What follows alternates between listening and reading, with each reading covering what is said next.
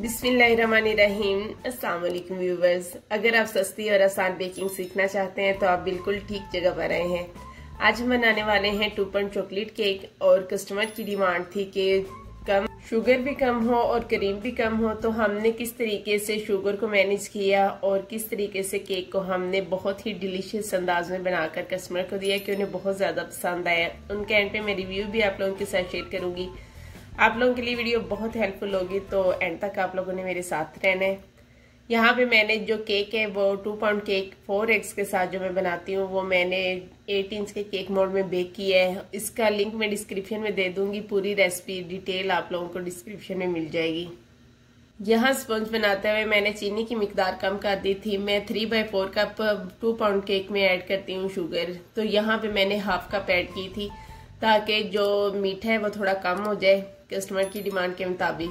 तो इसको ऊपर थोड़ा सा डोम बना हुआ था जो कि मैंने कट कर लिया और इसे लेवल करके इसे हम 2 पार्ट्स में कट करेंगे और इसे हम साइड पे रखेंगे ठंडा होने के लिए। मैं थोड़ी देर के लिए फ्रिज में रख दूंगी, ये पूरी तरह ठंडा नहीं है। तब तक चॉकलेट गिनाज रेडी कर लेते हैं। यहाँ पे मैंने 200 ग्राम मिल्क चॉकलेट ली है और 200 ग्राम ही मैंने ली है डार्क चॉकलेट और इसके अंदर 200 ग्राम हम हैवी क्रीम ऐड करेंगे। जो डेयरी क्रीम होती है टेट्रा पैक की वो हमने ऐड करनी है। यहाँ पे हमने व्हिपिंग क्रीम यूज नहीं करनी।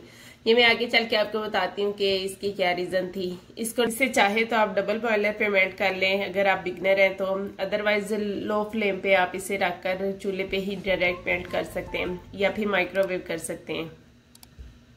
केक के ऊपर पोर करने के लिए थोड़ी सी हम चॉकलेट गिनाज अंदर से निकाल के अलग कर लेंगे और बाकी की जो है वो हम फ्रिज में रखेंगे ताकि अच्छे से ठंडी हो जाए। और उसके बाद हम अपनी थोड़ी सी क्रीम व्हिप कर लेंगे। हाफ कप के बराबर हम व्हिपिंग क्रीम भी ले लेंगे और ये मैं आगे चल के आपको बताती हूँ कि व्हिपिंग क्रीम हम क्यों ऐड कर रहे हैं। इसे अच्छा सा हम थिक सा व्हिप कर लेंगे। और पिछली वीडियो में हमने जो केक बनाया था चॉकलेट केक, जो मैंने गिफ्ट किया था अपनी डॉक्टर को, ये केक का ऑर्डर उन्हीं का है। उन्होंने वो केक खाते ही मुझे एक केक का ऑर्डर कर दिया कि नेक्स्ट डे मुझे चॉकलेट केक ही चाहिए और फुल चॉकलेट ही चाहिए और आपने अच्छा सा केक बना के देना है। यहाँ से आप अंदाजा कर सकते हैं कि आपका टेस्ट जब किसी के पास जाता है, जब कोई टेस्ट करता है तो ही वो आपको ऑर्डर करता है। तो अपना टेस्ट दूसरों तक पहुंचाने के लिए आपको पहले थोड़ा सा इन्वेस्ट करना पड़ता है। आप कप केक्स बनाकर इस तरीके से गिफ्ट्स कर सकते हैं ताकि लोगों को पता चले आपका टेस्ट कैसा है और उसके बाद फिर वो आपको जरूर ऑर्डर करना शुरू हो जाएंगे। क्रीम को मैंने अच्छा सा थिक सा व्हिप कर लिया और यहाँ पे जो हमने चॉकलेट गिनाज फ्रिज में रखी थी वो भी अच्छे से ठंडी हो चुकी है। इसे भी मैं थोड़ा सा इसी तरीके से व्हिप कर लूंगी ताकि ये भी थोड़ी सी थिक हो जाए और एक स्टेबल सी हमारी जो क्रीम है वो रेडी हो जाए। उसके बाद जो क्रीम हमने व्हिप की है वो भी इसके अंदर डालेंगे और अच्छे से मिक्स कर लेंगे। उसके बाद हम जो अपना बीटर है वो हटा देंगे और स्पैचुला की मदद से बिल्कुल उससे लेवल सा कर लेंगे। चॉकलेट गिनाज वैसे बहुत स्टिकी होती है और जब हम इस तरीके से उसे मिक्स कर लेते हैं तो फिर वो थोड़ी क्रीमी हो जाती है, वो स्टिकी नहीं रहती और बहुत अच्छे से हैंडल हो जाती है केक के ऊपर। मैंने केक को वेट भी किया था, थोड़ा जूसी करने के बाद ही मैंने उसके ऊपर क्रीम अप्लाई की थी तो वो बहुत अच्छे से मैनेज हो गया था। वैसे जो हम वेट करते हैं केक तो फिर वो हैंडल करना मुश्किल हो जाता है। जब हम उसके ऊपर चॉकलेट गिनाज अप्लाई करते हैं ना तो फिर वो टूटने लग जाता है।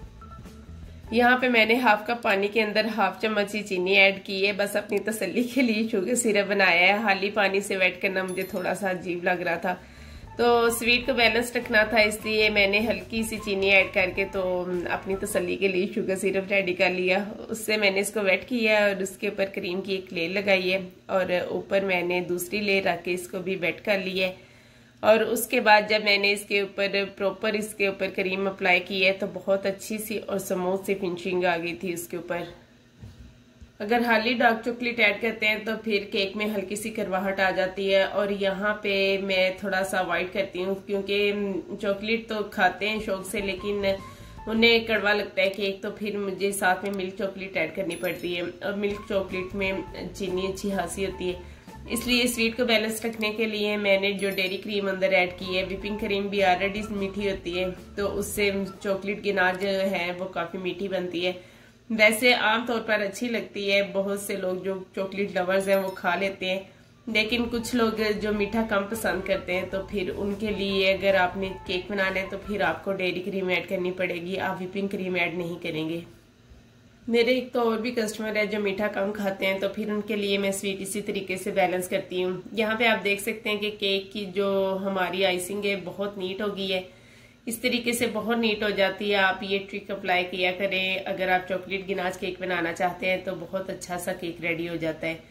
यहाँ पे हमने जो चॉकलेट गिनाज थोड़ी सी अलग करके रखी थी, उसके अंदर थोड़ी सी हम क्रीम ऐड करके इसको गर्म कर लेंगे ताकि थोड़ी सी सॉफ्ट हो जाए और जब हम इसे ऊपर अप्लाई करें तो बहुत नीट लुक आए। इसको मैं डायरेक्ट चूल्हे पे रखकर ही हल्का सा इसको मेल्ट कर लूंगी। और यहाँ पे देख सकते हैं आपके बहुत ही सॉफ्ट सी हमारी गिनाज जो वो तैयार है। इसे हम केक के ऊपर डालेंगे और अच्छे से हम चारों तरफ फैला देंगे। चलिए इसी दौरान जल्दी से मुझे सब्सक्राइब कर लें और साथ में लगे बेल आइकन ऑल नोटिफिकेशन को दबाना आपने बिल्कुल नहीं भूलना।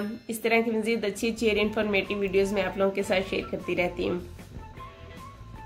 केक के ऊपर हम अच्छे से चॉकलेट गिनाज को अप्लाई करके इसको नीट करेंगे। पहला टाइम के ऊपर एक रुमाल लगा के तो हम अच्छे से किनारों को रिमूव कर लेंगे, साफ कर लेंगे। उसके बाद इसे हम फ्रिज में रखेंगे और हम इसकी ऊपर वाली डेकोरेशन जो है वो रेडी कर लेंगे। यहाँ पे मैंने थोड़ी सी चॉकलेट जो है वो मेल्ट की है, एक एक्सरे पेज दिया है, ये आपको बुक शॉप से इजीली मिल जाता है और उससे मैंने काट ली है इस तरीके से। और उसके ऊपर हम इसको फैला देंगे। अच्छे से फैलाने के बाद फौरन से हम इसको नहीं उठाएंगे, थोड़ा सा हम इसको स्मूथ करेंगे।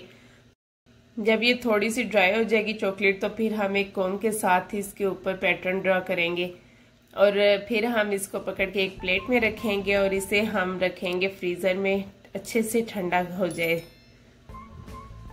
इसको हम कर्व दे के एक प्लेट के अंदर रख लेंगे बहुत एहतियात के साथ। अभी ये ज़्यादा जो है गीली है, इसलिए एहतियात से इसको हम इस तरीके से पकड़ के रख देंगे ठंडा करने के लिए।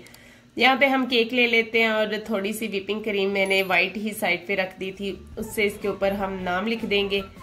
और उसके बाद हम जो अपना डिज़ाइन है वो ठंडा हो चुका है तो वो हम इसके ऊपर लगा लेंगे और बहुत ही प्यारा सा जो हमारा केक है वो रेडी हो जाएगा।